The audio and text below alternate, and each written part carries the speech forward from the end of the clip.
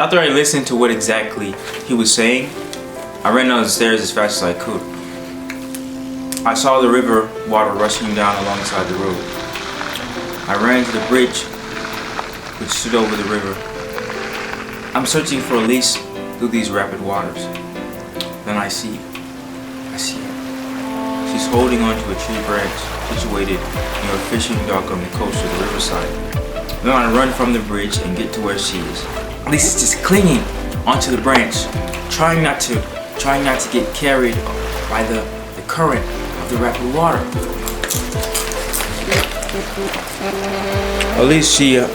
Elise struggles to reply as she's getting drenched by the waters, but I heard her screaming.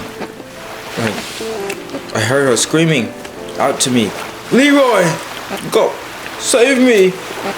At this moment, I'm pretty sure I want to jump in that rapid moving water and go save my crutch.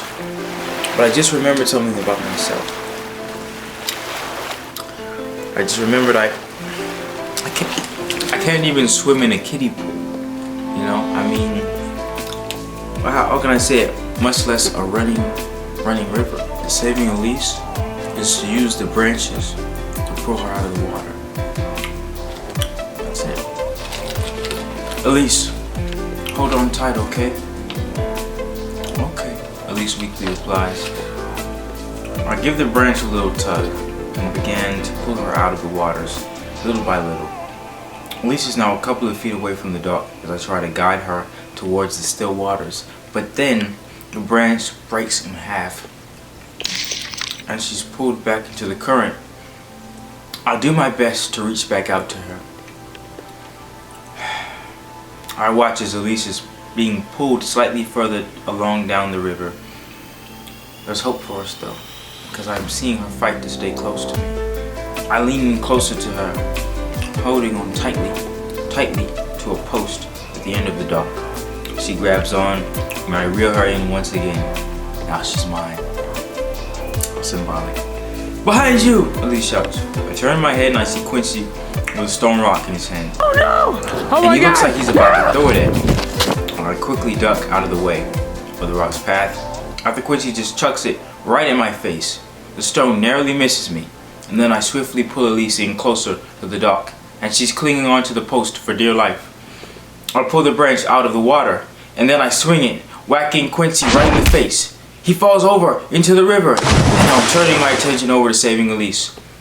She holds her hand out for me to grab, and then just before I can reach it, I see Quincy pop back up from the water, and he stood behind Elise and then pulled her down under the water's surface. Elise! I cry aloud.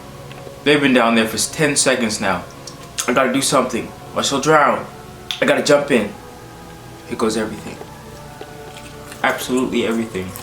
Splash! It was the sound of me jumping into the water.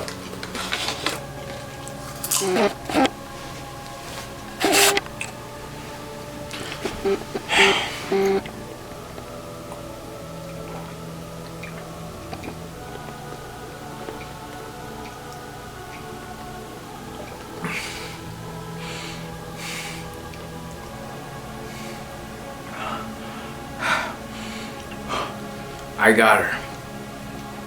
Here's what happened. Okay. Once I jumped into the water, I tackled Quincy, who at the time was strangling Elise. He lets go of her and I'm on top of her. Alright. I start throwing punches at Quincy's head. He starts throwing punches back at me. And all of a sudden, we're still underwater, so I'm still trying to breathe at this point. I tried to come up to the surface, but Quincy kept dragging me back down. I kicked him in the face. Then I reached above the surface of the water. As I open my eyes, I see Elise holding onto the post of the dock. And I'm like, get to the ground! Get to the ground! No, I'm too scared. Take my hand! Take my hand! Alexis and I reach for each other's hand, but Quincy would pop back up again and press my head down and dunk me underneath the water. I was being held underneath for at least 4 seconds, but I managed to overpower him. He let go of me as I leapt from underneath the water and punched Quincy square in the face. He fell back down as I ran to Elise. I took her by the hand, and we managed to escape from Quincy and the rapid river.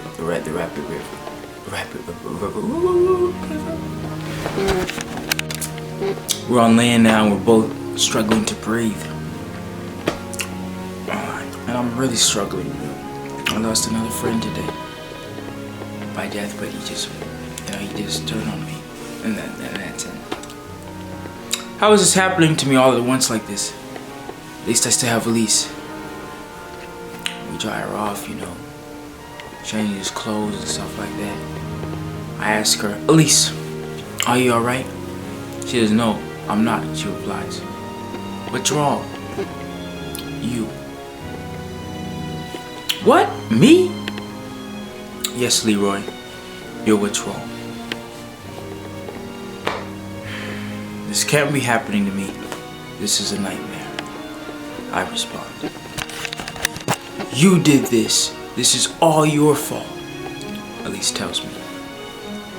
I'm standing up nearly on the verge of crying.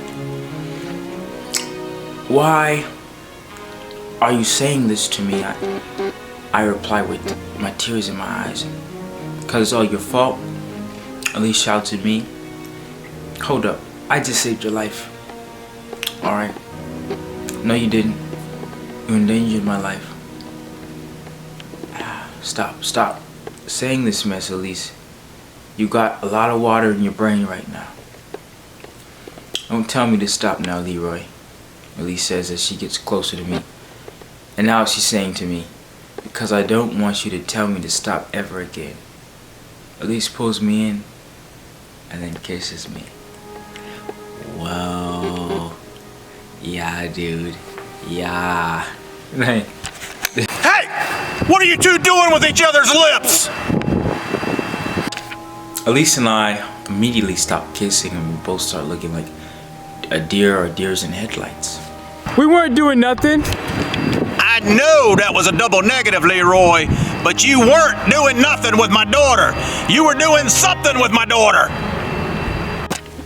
Dad, he just saved my life. Elise interjects. Don't make excuses for him, Elise. He's not like us. He's a blue blood. He's got no sense of work in his body. I know, but he's better than you will ever be, Elise tells her father, Clarence. I mean Jason. Hey, don't you be talking back to me, Elise. I'm your father. Are you sure? Because that's not what Mom told me, Elise remarks. So you think you can just get up in adults' business? I would if you were grown, Elise says to Jason. Mama might have popped you out of her womb, but I can stuff you right back up in there. Whoa, I remark. I'm just surprised you recovered so quickly, Jason. Is this Friday the 13th? So shut your mouth, you stupid fool. I don't have time for this. You know I'm still trying to steal your parents' money. Is it really worth all of this? All of it? Is it really worth all of it? I ask Clarence, a.k.a. Jason, a.k.a. that man trying to steal my mother's money. Here's what he said to me. But is it really worth all this, man? When you've been starving your whole life and struggling to eat, then yes, it is worth all of this. How much do you want? I want it all. I'll let you have it then. If it means that much to you. It's a good boy, Leroy. Now give me the code to the safe. I tell him I don't know the code. I didn't even know my mother had a safe. I didn't. I'm gonna need the routing and account numbers to all of your mama's accounts. I tell him, Jason, I don't have that either, dude. My mother keeps her financial information private. Well, that's too bad. Well, that's too bad. 'Cause you're not leaving here until you tell me where the money is. Hold up. Couldn't you just ask my parents what and about where those things are? Well, let me let you in on a little secret. I don't know where your parents are. Then why don't you just call my mother? I ask. Because your mama blocked my number since the night before the wedding. Then why don't you ask Kyle where my parents are? Because he's the one who kidnapped them. All right. All right. Let's try that then. Tells me. So, Jason puts the gun into his pocket. And Elise and I walk over to Kyle, who's still laid out on the floor. Wake up! I need you to tell me where Leroy's parents are. They're still on their honeymoon, probably in a hotel suite in Georgia. Kyle replies with a battered face. Wait a minute, I say. Wait a minute. Both above and below. You meant that they're in the state.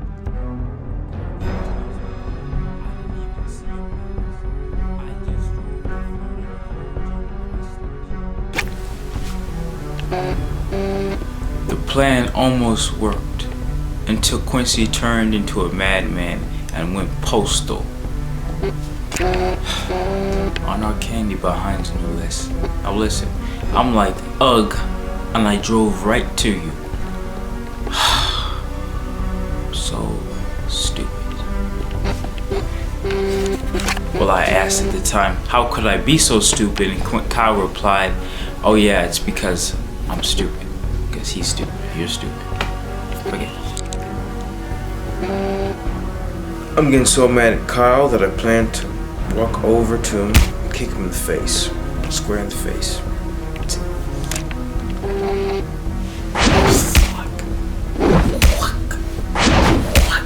It's the sound. It's the sound of my foot kicking Kyle's face. After kicking Kyle in the face, I tell him he's a stupid one. If he had told me the truth, he wouldn't have gotten kicked in the face. Simple as that. Oh, my face! I guess you're probably right, he goes.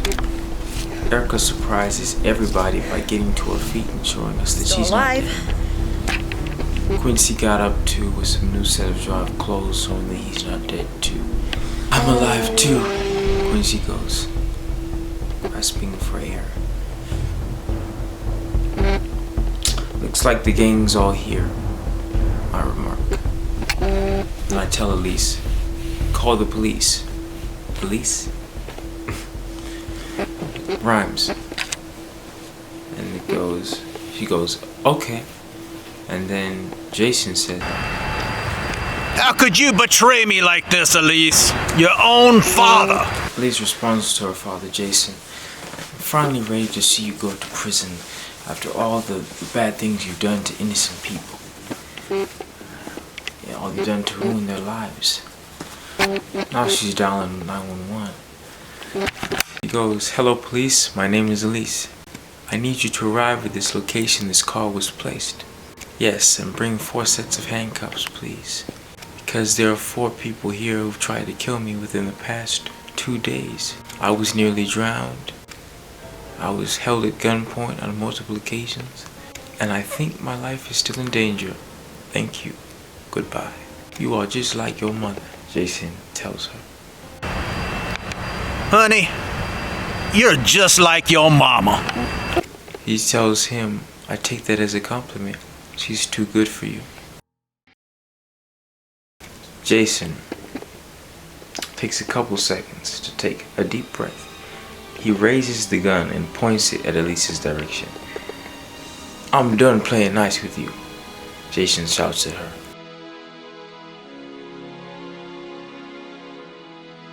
I'm done playing nice with you.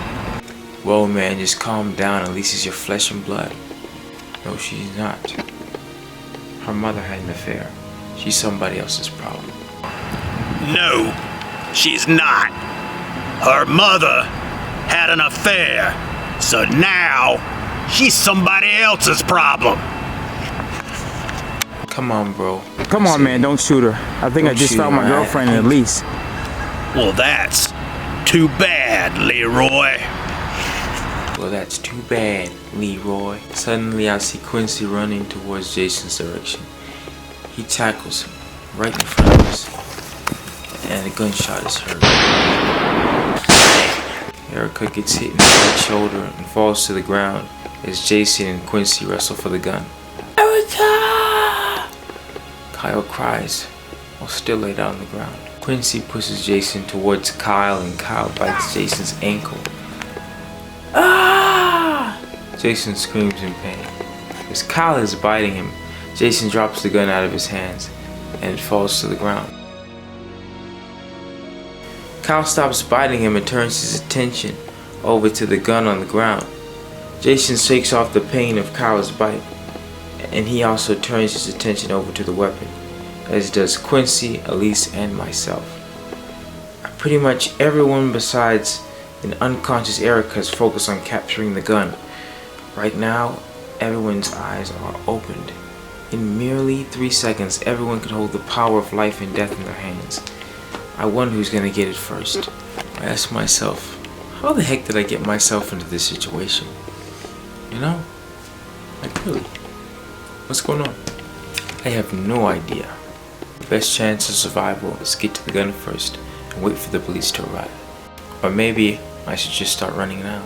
Try my best to escape and possibly evade bullets being fired at me. Nah, I have to rush for the gun. And we're off to the races.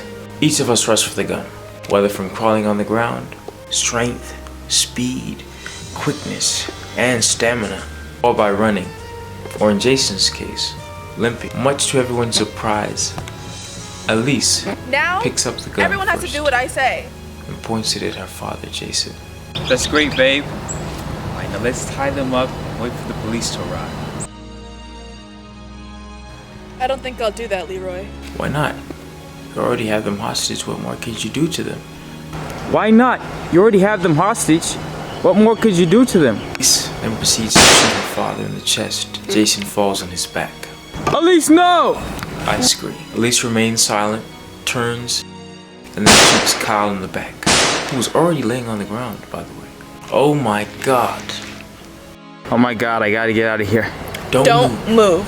I freeze in my tracks. Only people left without a bullet hole in them are myself, Now, everyone has to Elise. do what I say. who's also holding the gun, and then Quincy.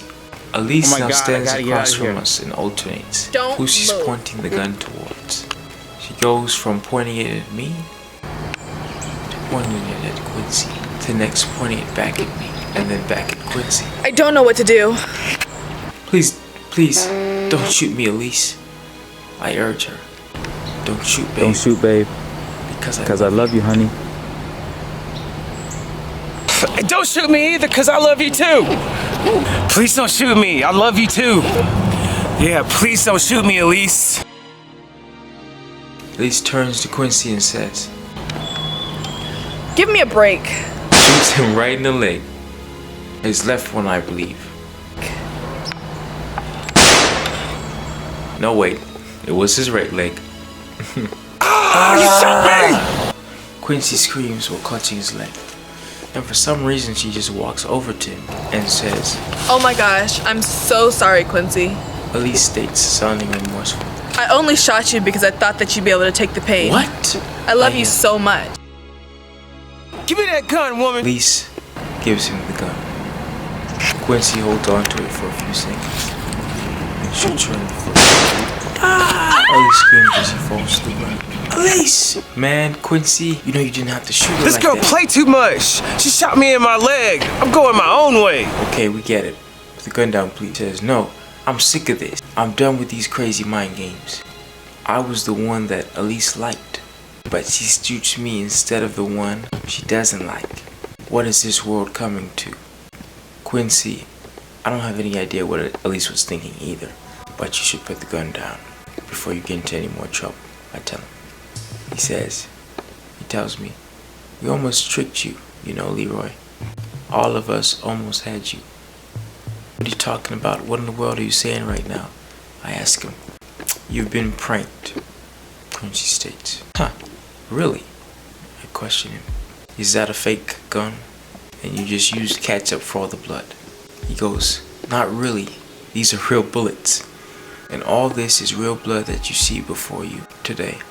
However, you have actually been set up. Erica, Elise, Kyle, and Jason, and himself, they say, were all a part of the scheme to steal my mother's money without actually kidnapping my parents. Can't believe you fooled me 3 times, I say. Fool me once, shame on you. Fool me twice, shame on me too. Me 3 times, we're both lost. He goes, very clever, Leroy. But I found something about myself throughout this whole thing. And what's that something, Quincy? I ask him. That I really, really hate people. He's saying that he really, really hates people, basically. He says, romance just ain't for him. Same here, brother. I agree. He goes, I'm sorry about this, Leroy. Pointing the gun directly at me. You gotta do what you gotta do, I tell him. Quincy throws the gun down and shouts, brothers before others. Brothers before others, I repeat. Brothers before others. He didn't shoot me. Just as I sighed together in relief, we hear the sirens blaring in the distance.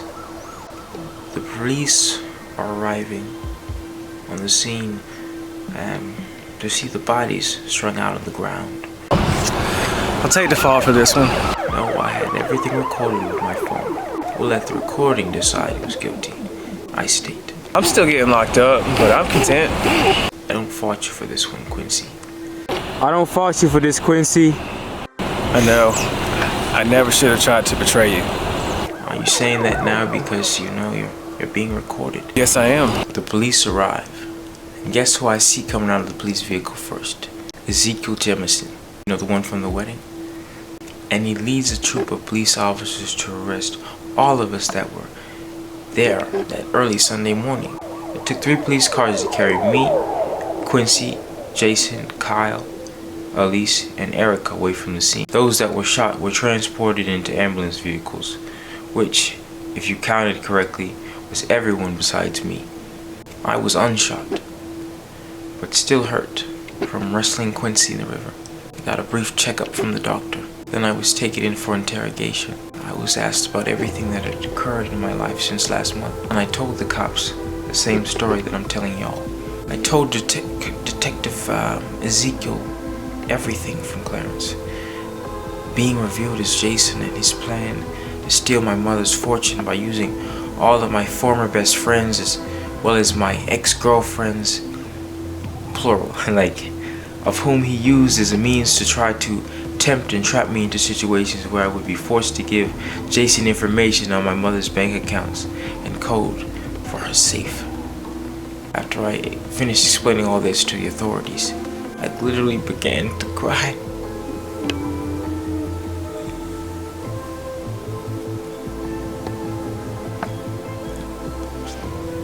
This just wasn't right.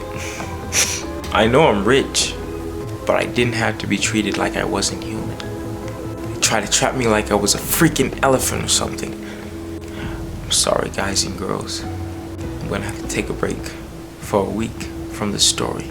This is too depressing. See you all in the next chapter of the endless hopelessness of romance.